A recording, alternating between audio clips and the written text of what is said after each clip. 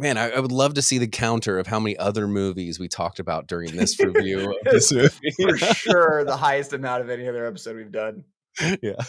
Comedy, a genre basically left for dead by Hollywood.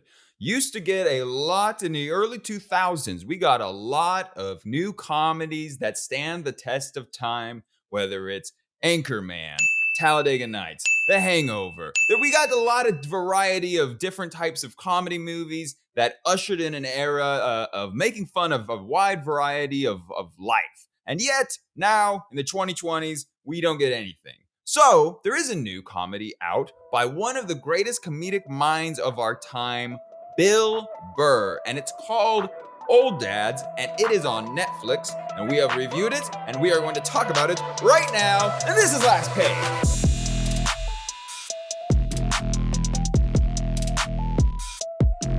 Issue 31 of Last Page. Thank you for joining us. Like and subscribe and like, trying to build our audience here, and I feel like we've laid some good content out recently. Our last issue was with Barat and Zach, special guest from Idiot Talk, a Fiona Apple podcast, where we talked about Line. What did we talk about? Killer. The Killer. On Netflix as well. Remy loves Netflix, so we just can't get away from the platform to talk about it more. So I apologize for my super private brain. I can't form two sentences together. So, joining us today, said Rembo across the oceans of the internet, and of course, Jason Cedars. The crew is back to talk about Old Dads. According to the International Movie Database, the plotline of this Bill Burr vehicle is 3 best friends become fathers later in life and find themselves battling preschool principals, millennial CEOs, and anything created after 1987. I wanted to set this up by addressing the state of comedy in movies. And basically, we just don't get any big, comedic movie. We don't really get those anymore. I think the only type of movies, and I struggle even saying that they're comedic movies, but the Dwayne "The Rock" Johnson and Kevin Hart movies, that we get like every 6 months, that if you like Kevin Hart, maybe they're great, but for 99% of people with a brain, they don't like them. We don't really get comedies anymore. It's hard because no one wants to ruffle any feathers or push the envelope or have funny things. Really, the only comedic sense I get, or a relief I get, is from South Park. That has good episodes still, and every now and again has a home run. Rembo has to revert to watching episodes of The Office. Jason, what do you do for comedy these days? What's your comedic choice? Office is a good go-to for us too. Yeah, that is. Yeah, some of the animated stuff. Yeah, South Park. But you're right. I feel like comedies are intertwined with the other genres that I'm watching. So I think the thing that has replaced comedy movies are stand-up specials. Stand-up specials have launched into, I think, with Netflix really pushing them as their main comedic force. That has kind of replaced comedic movies, which is unfortunate because I like stand-up specials and all, but there is a great comedic movie. And I think the last one that I'm like, this movie was fucking great, was The Interview. The Interview with James Franco and Seth Rogen, absolutely hilarious, to the part where it got pulled from theaters because it was too offensive for the North Korean dictator, Kim Jong-un. So this movie is from Bill Burr. I love Bill Burr. I think most people like Bill Burr. I love Bill Burr. I love his Monday morning podcast and Just Before Friday, Thursday afternoon, Monday morning podcast. I love his stand-up specials. Recently, we talked about directors that are, you set an appointment to watch whatever their new movie is. Bill Burr is one of the few stand-up comedians that when he drops something, I am going to watch it. Dave Chappelle, Bill Burr, those are the guys. Mark Norman, shout out. Those are the guys that I'm going to set up an appointment to. So I wanted to support Bill Burr. And despite the fact that I got shamed for suggesting another Netflix movie, because Remy hates Netflix movies for good reason, this movie came out, and I wanted to support Bill Burr, and I'm wanting to hear from the resident old dad amongst us and whether or not this was a relatable experience for him. Jason Cedars, you watched Old Dads. Did you like this movie? And did you find it relatable? I'm in the boat with you where I am. I love Bill Burr, and I will give anything he does a chance. But I was definitely very hesitant about this movie when I'm saying he's writing, directing, starring, and all that sort of stuff. It's like, okay, you're going to put yourself up on a pedestal this whole time, or it's just going to be one long stand-up special that you're like, you know what, I could turn this into a movie.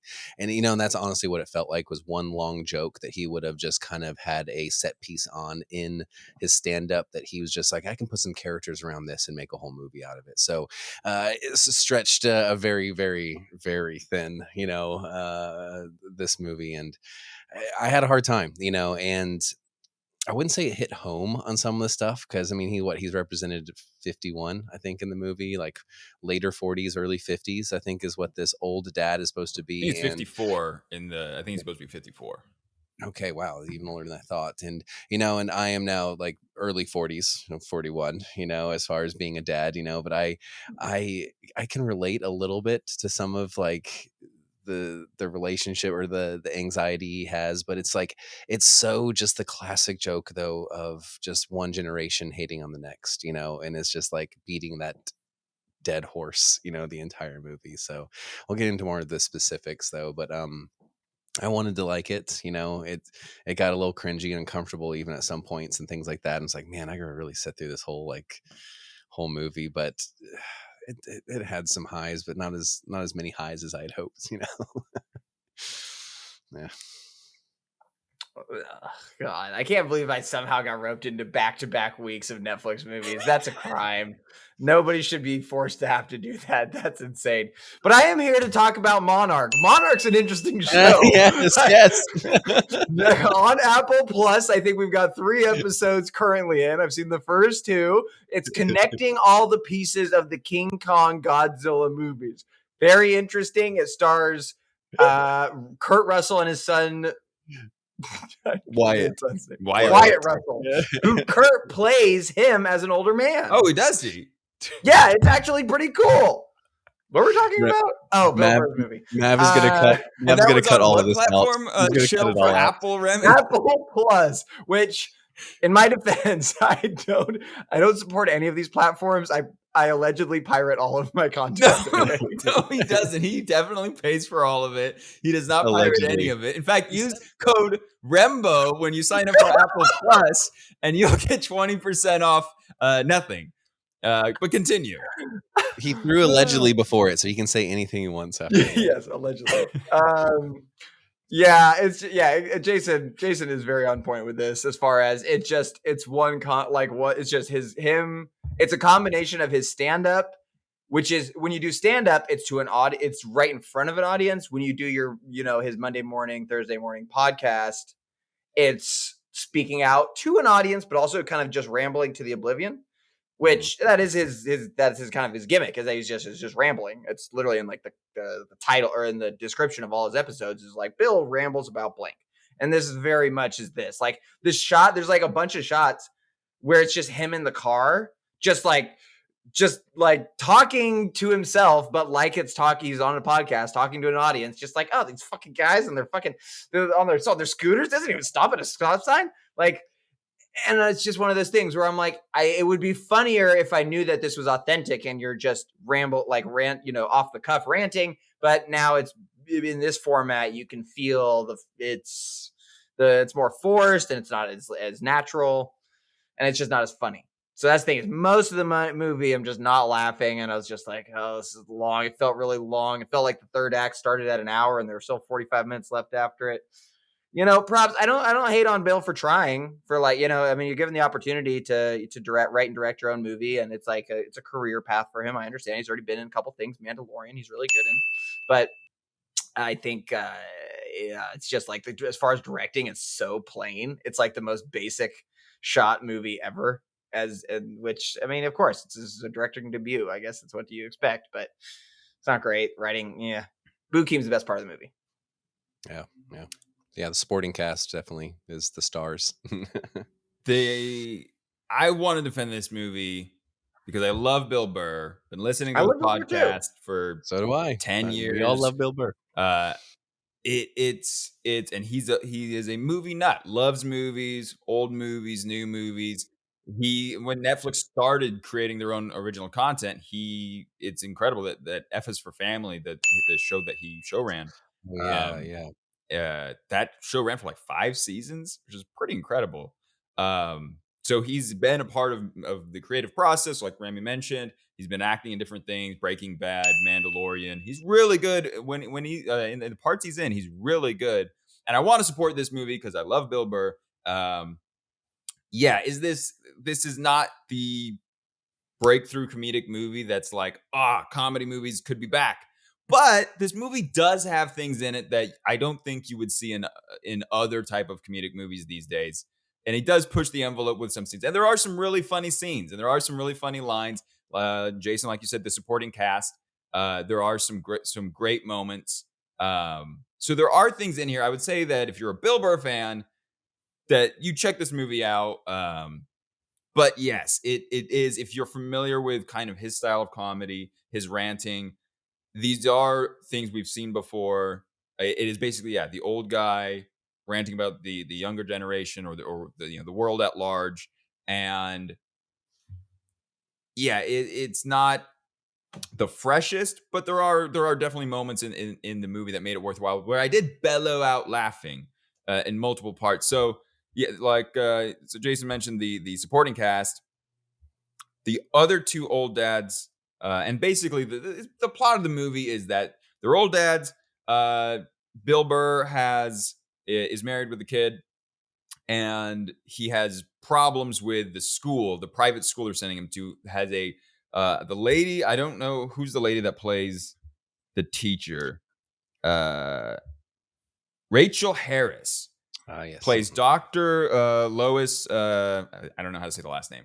Schmeckel Turner. She was great at being just like a parent's nightmare of a like authoritarian, draconian, like school principal that you have to deal with when you go to your, like, Bill Burr's 2 minutes late and she hassles him over it. She was really good at like setting up that dynamic of Bill Burr being able to lose his mind and say say a horrible thing at her, and then later has to show up and apologize. And what do you say, Mav? Mav, what do you say? I would say it, except it's the one word and maybe another word that you can't say on YouTube. Wait, really? Like you'll actually? I don't know. Wait. I don't think they would pull the video, but it makes it like it sends your video. Oh no, they'll demonetize us. They'll demonetize us. We'll make negative dollars. We'll have to pay them. Pay $10 to let your video with a vagina comment in it. Anyway, but so that kind of starts it, and then it's kind of a fetch quest movie. The old dads have to go fetch quest for the school to do a fundraiser, and then there's a fetch quest because they all started a company that is now ran by a millennial CEO, and they have to go find some old spokesman in the middle of the woods. It doesn't really make a whole lot of sense, but it's basically, just these setups to have jokes pay off. Rem, did you at least enjoy any of that fetch quest or setups that where Bill Burr and then Bokeem Woodbine and Bobby Cannavale go out? So there are a few. I would say maybe there's like 3 or 4 scenes that I thought were that like actually did make me laugh, followed by long spurts of just like kind of cringy stuff or just wanting to get through it stuff. I mean, it just I will say Rachel Harris was great. Just a great villain character.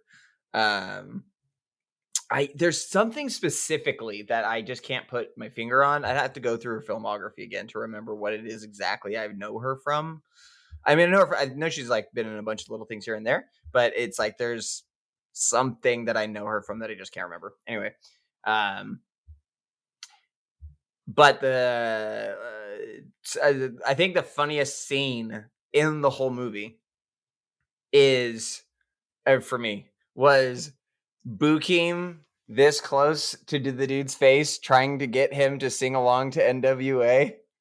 Oh yes, yeah. That was really. See, that's been done before. Like they've done it's been done so many Oh, times for where it's sure. trying to get the Yeah. white guy to do it, but this was a really fun, especially the payoff later. It Right. was Right. really funny, and Bokeem and I do think like Bokeem starts off the movie kind of like he doesn't know he's in a comedy, and I don't know if they filmed it in sequential order, but he like Mm. doesn't know, and then Oh as the yeah, movie goes on, he gets funnier and funnier. I don't know if yeah, that was yeah. just Yeah. coincidental, but that's what I noticed.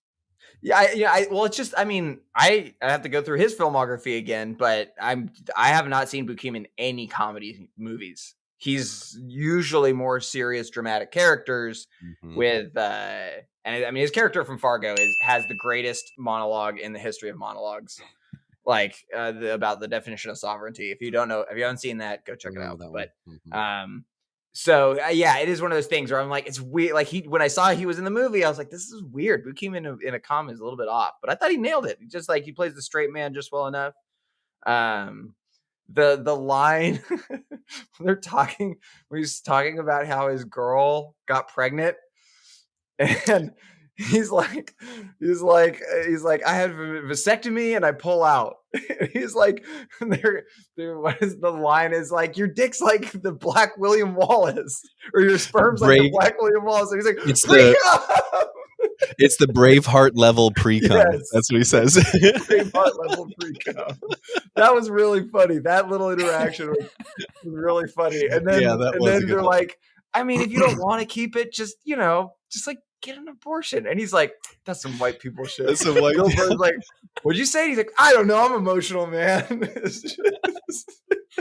There's some really good moments right in that kind of middle section. And I think, like I said, it's all kind of centered around King really killing it.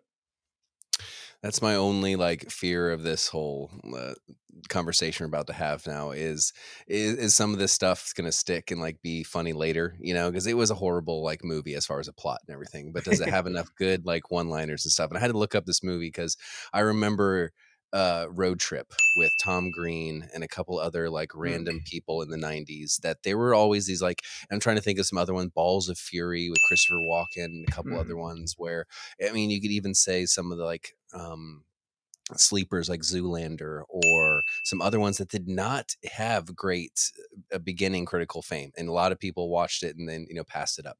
5-10 years later, cult classic kind of thing makes it a little bit more quotable and a little more recognizable. So is this movie going to become that in a couple years, or we're still quoting the shit 5 years from now? I don't know. I mean, there's a couple real funny ones, but I mean, so many of these comedy movies, and it's a great talking point to start off with this, Mav, where they were just these very shittily run together plot lines where it was just kind of one joke was kind of running throughout the whole movie, and every one of these comedies kind of wanted to be the first to jump on it. So this was maybe the Generation X millennials versus the new generations, like comedy movie. Is this the first one we're kind of getting of this joke, of this angle of this joke, because it's going to be done again, in another movie? And so I'm trying to think of like, what was I the mean, one? I didn't see Blockers, like the Cock Blockers movie with John Cena, but I'm sure that's got a Okay, similar vibe. yeah, Those kids are a little bit probably. older, so it's a little bit of a different angle, but same sort of, oh, we're the older parents, we don't like the younger generation trying to fuck around and stuff. Yeah, this is just a maybe the second or third of this joke that we're hearing of this movie trend now. Is But there yeah, it's a a whole. Jason? Is there a scene or a character that you at least latched onto, or that you appreciated from the movie? Bobby, Bobby Cannavale, Cannavale. yes, yeah, Connor Brody, I guess his character's name. I think he was one of the more funnier ones in my opinion, like him trying to be cool with the girl in the office and that sort of stuff like that, and then it's even later in the movie that him being cool thing. I thought that was really funny because his conversations with a stripper in the strip club, I was laughing pretty loud about, and there's some stuff about that character that I really enjoyed. But I mean, God, a lot of them, I mean, not cringy, but I mean, I'm watching it with my wife, and we're just a little bit like, oh God, did they say that? Or they're doing this? The conversations they're talking about in the car is like, now am I old? Am I old? And now are these jokes a little like too much? Which my daughter's in the house in the room, and I'm even like, oh God, we got to turn this down. They're talking about some pretty, crazy shit. So am I too old for these movies now? Even though it is probably geared at my generation, But I mean, I liked Bill Burr, but I just felt like it was a stand-up. Like you said earlier, the podcast thing in the car. Like there's a scene at the auction where he just grabs a microphone, he's walking around like he is a stand-up comedian, you know, and he's like talking. It's like, you're just being yourself, Bill Burr. You're just like, this isn't like you flexing some very, you know, big Right. acting chops, which I know you have. You know, I mean, the Mandalorian stuff, I know we keep going back to that, but I mean, I thought he was absolutely fantastic in that, and this was just him being stand-up Bill Burr, which maybe that's what we were coming to see, but we should have been expecting that and coming to see a little bit more. So I want to say Bill Burr was the highlight, but he wasn't. Yeah, it was some of the women too, the supporting cast. I like the girl, the pregnant girl, young one, married to Bokeem. Not I yet thought married she, to Bokeem. Their oh yeah, boyfriend, not yet. girlfriend, and Yeah, then they, like, yeah. as she's pregnant, and then she's like, we should get married.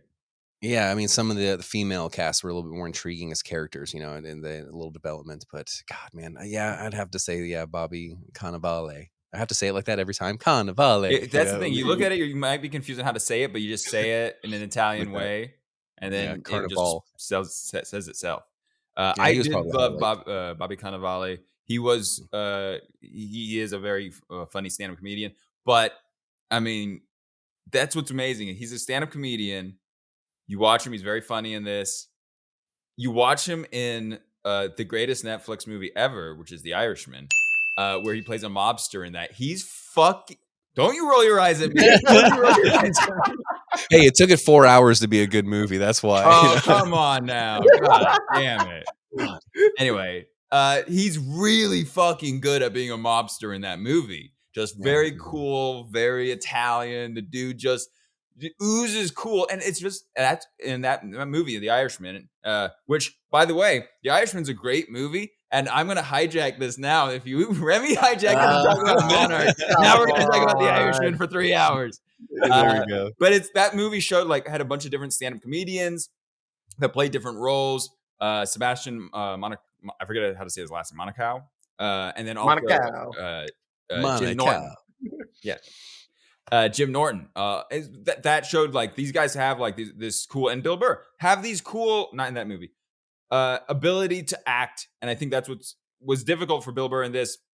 It's a difficult task to be hey, be the driving narrative central character that you push the plot along, but also be yourself and also be funny. It's a very tough task for anyone to pull off. And I thought he did as good a job as you could have done, given the fact that it is a very simple kind of, it's not the most intriguing plot line, and it is mostly the old jokes that pervade. But yeah, I did laugh out loud multiple times. Bokeem Woodbine had some lines that were really fucking funny, and I think by the end of it, I would like to see him in another comedy, because I feel like this was kind of his stepping stone into comedy, and the dude is if you were to MVP the Fargo characters, it's he's at the top, and then right underneath would be Billy Bob Thornton, Patrick Wilson. It's not Patrick Wilson. It's the dude with 3 names. Something Patrick something. Not no. The guy that plays the Native American tracker in that dude. So cool. That dude was just the coolest. Just okay. This is a side note, but when I was watching that, let's review Fargo. Yeah, let's review Fargo now. We're gonna review at least 5 different things in this one to stretch it to 30 minutes.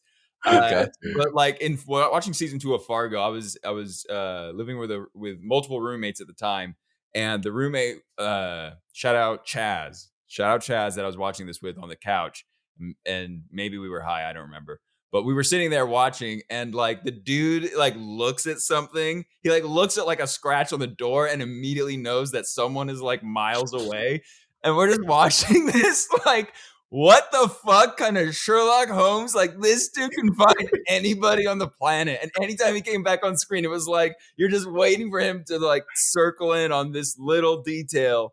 It was, anyway, side note. But Bokeem is amazing in that. What a great showcase of his talents. And I felt like he was really good in this as well.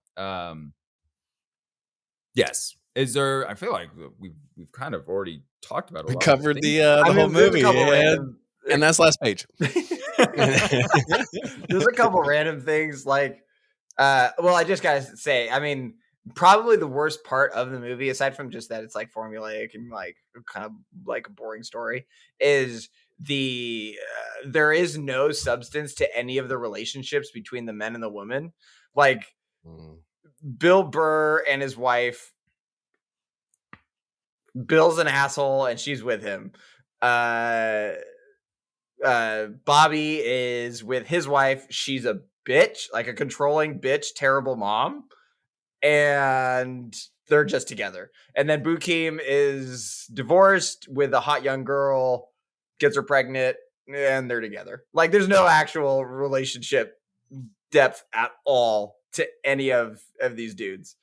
But also super random character that showed up in this. I don't know what his character's name is in this show or in this movie, but Josh Brenner, aka Big Head from Silicon Valley. Super random. Haven't seen this dude in a while. That's He's the the CEO guy? No. So even though he does seem like one of those characters, he's not. No, Josh Brenner, Big Head, is he's the I'm actually 3% Sri Lankan. That was funny. That was funny. And he's like, check, not gonna chug his white privilege. Like that was funny. But yeah. So anyway, shout out Josh Brenner. I haven't seen that guy since Silicon Valley, but I'm glad he's getting work. I mean, I don't know. Yeah, where to talk where to me to, on Monarch. Sell me on Monarch. Why should I watch Monarch? I mean, this movie. I mean, I like I said, I walk away with some one-liners and stuff from it, and there was some funny. And I'm trying to look through my notes if there was some like really funny scenes or something like that. But it's just I felt like it was so predictable that like at the very end that he was going to ride the scooter that he was talking shit about in the beginning. Oh, you know, yeah. there's a lot of those like full circle kind of moments. I felt like that were like setting up for the Vegas scene. I felt eerily like, or not Vegas, even whatever Desert. casino. Yeah, going to what's with Paul Rudd and they take mushrooms and they see Circus Soleil. What movie's that? That's it's some it's I Knocked Love Up? You, Man. Knocked Up, yeah. Like I kept getting vibes of just other movies. Like I've seen this scene, another movie done better, or something like that, And so, I mean, in the strip club stuff, and then I mean I actually didn't expect that many titties in like a strip club all of a sudden. Like titties in movies. oh, What have we been yeah. complaining about on a Oh, very yeah, bonkable yeah. show? We need more tits, and we got more tits and some cocaine mean, usage. I mean, we got a very there you good go. variety of old hallmarks of comedic movies.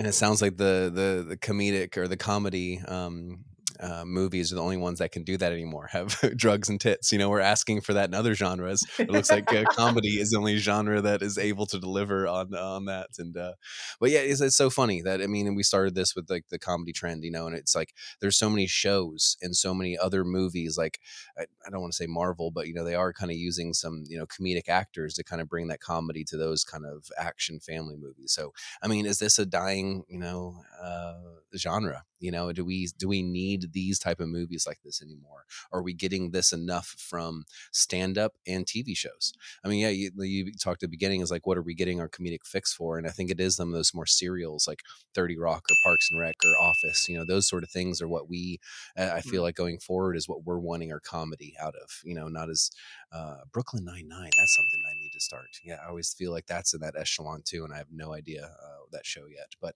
it's like that's what I need in my comedic stuff. This right here, yeah, I'd rather watch a stand-up, if I want something along these lines. So yeah, I can't really think of any other like really big.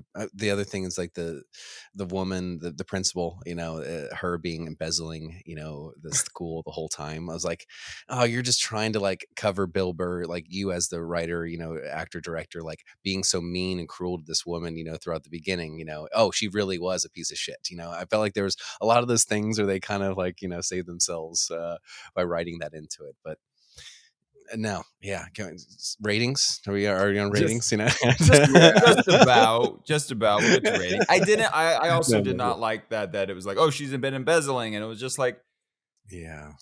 There's just assholes that are in positions that are there for 40 years and they retire and like it wasn't necessary to like drive in the fact that she's a bad person. Like she could just be the menace that you have to deal with, and then when you leave.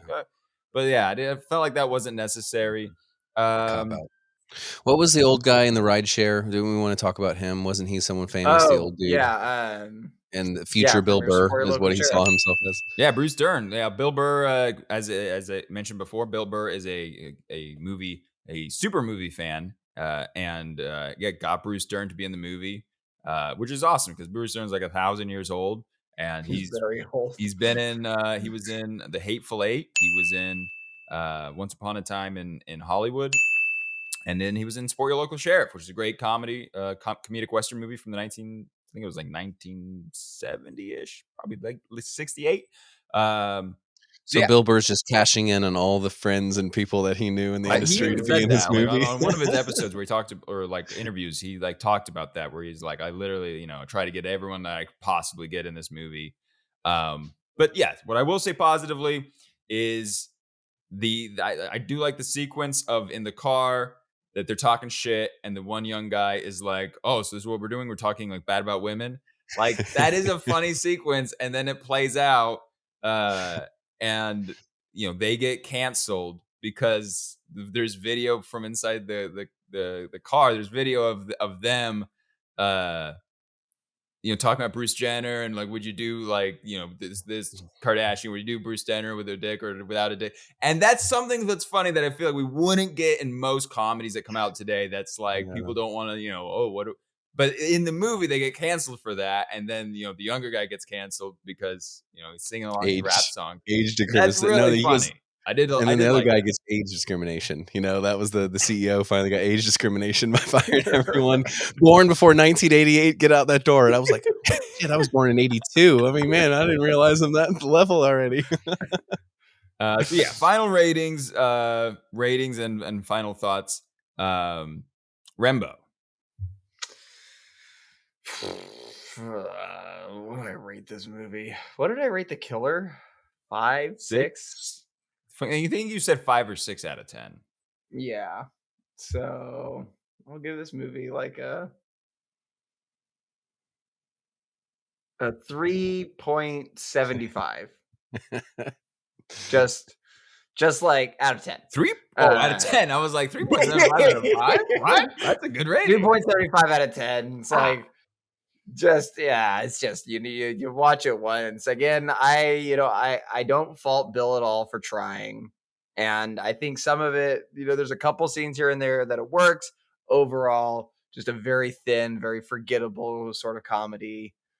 I think he'd be much better served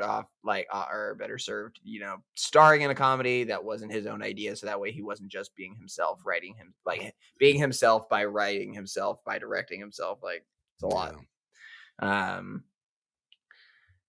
It is unfortunate. Comedy is just kind of dead. I looked up before this. I was like, what are the comedies of 2023 that came out? You haven't even heard of half of these movies, let alone would have any interest in seeing them. The genre is so dead that it's just like, they're either cliche rom-coms or they have like one angle and it just, you can tell that it doesn't work. So, can you imagine if Dodgeball had never come out and then Dodgeball dropped like tomorrow? It'd be the funniest movie of the decade. It'd be incredible. And that's like a really great comedy that doesn't have it's just a silly premise. It's a super silly premise. Ben Stiller's character what's his name? White. His name's something White. Yeah. God. Yeah, I used to be able to quote them. Ace. What? No. I think it's like Mr. White or Master White, or we will put it up on top of the screen. But yeah, his like self-hating fitness freak is just White good man. It's all it's just there's so many good characters in that. There's like the German crew or like the Germans that he hires and all the stupid people. The girl with jacked up teeth. Yeah. The Yeah, Ben Stiller, man. Ben Stiller in the fat suit at the very end. Just yes. So yeah, it's just unfortunate that we're so removed from comedies like that. I'm like, I don't understand why you can't make movies like that anymore. And it's not even like I don't even feel like a dodgeball movie is like anything crazy racy or The only edgy. thing that if you watch Dodgeball and you'll be like, oh, they probably want to do this way is the large female character that like is like a man woman, like there's like questions about whether or not she's a man or Oh, a woman. There's like that's kind of stuff that they probably wouldn't handle the same way. But generally, yeah, that movie's just like silly. Or like Super Troopers is just silly. There's nothing offensive about right. Super Troopers, but Yeah. that movie is amazing. Yeah, so I don't know. I don't know what it is. I mean, when was the last time the Coen brothers dropped a movie? Hmm.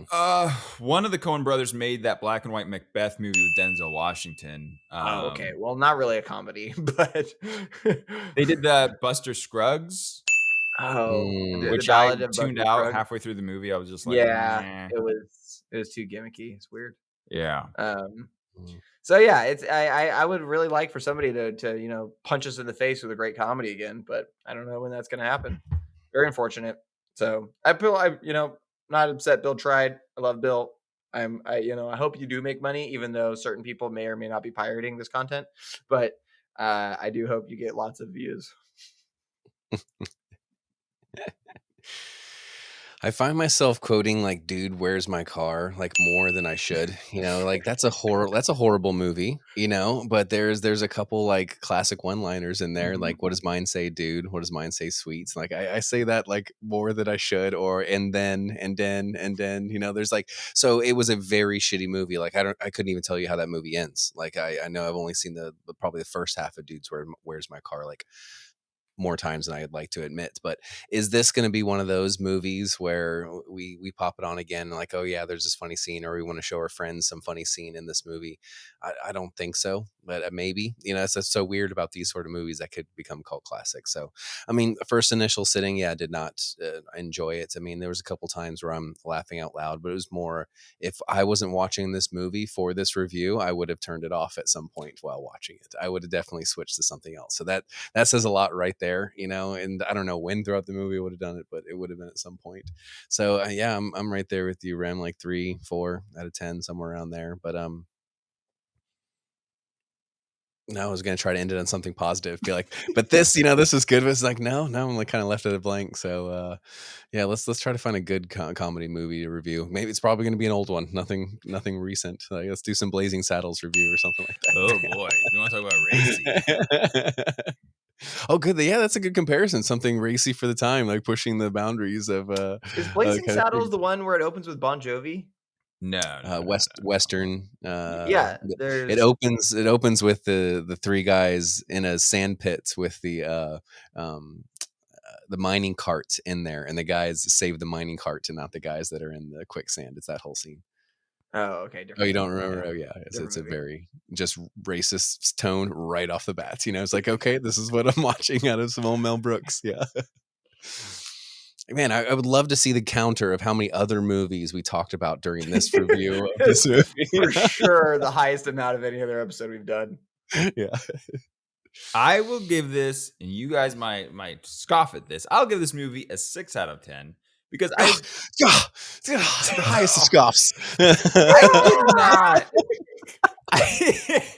I did not hate myself watching this movie. I was like enjoying, because Bill Burr, he's my guy. I love Bill Burr, and even stuff I've seen him like subjects I've seen him tackle before in other forums. I still enjoyed it. I still had a good time. There was moments that were very funny that I laughed hilariously out loud. And overall, the movie was over. I was like, oh, you know what? It wasn't a waste of time or anything. So I did appreciate that. I hope Bill continues to work on his craft and get better. I mean, it's just like stand-up comedy. You have to work a very long time in stand-up comedy to get good at it. I'm sure if Bill writes and directs a few more movies, he'll get better at it. But I would say, if you're gonna watch this movie, it's like, if you like Bill Burr, I'd give this movie a shot. If you don't like Bill Burr, there's obviously nothing for you here. But also, if you like Bill Burr, there's other things. And if you haven't seen like all of the amount of hilariousness that Bill Burr has out there, there's all the stand-up specials, obviously. There's the amazing rant where he went to Philadelphia, and you can find these on YouTube. He went to Philadelphia, and they were booing every single stand-up comedian that came out. And he was the one that was like, no, fuck you guys. And he just ranted his whole set about how horrible Philadelphia is, how every sports franchise sucks, how they have like a legitimate like black Philadelphian boxer from their neighborhood, Joe Frazier, and yet they worship Rocky, a made-up white boxer. Like, he just goes on, and it is amazing. He just crushes it. The crowd goes from booing to like laughing and cheering him. It's really it is an incredible feat. Or there's the End of the World podcast when the 2016 election, they were doing a live stream, and it's all some of the greatest comedians on the planet all on stage in front of a crowd at the Comedy Store in Hollywood, or in West Hollywood. And he goes up like kind of hammered and just kills in a room full of comedians, goes up there while people are like revealing that Donald Trump's going to win the election, and just kills, roasts everyone. Like, that is just some of the most brilliant comedy you'll ever see. So I would say that if you want to skip this movie, check that stuff out. Amazing. Love Bill Burr. And we'll talk to you later on the last page.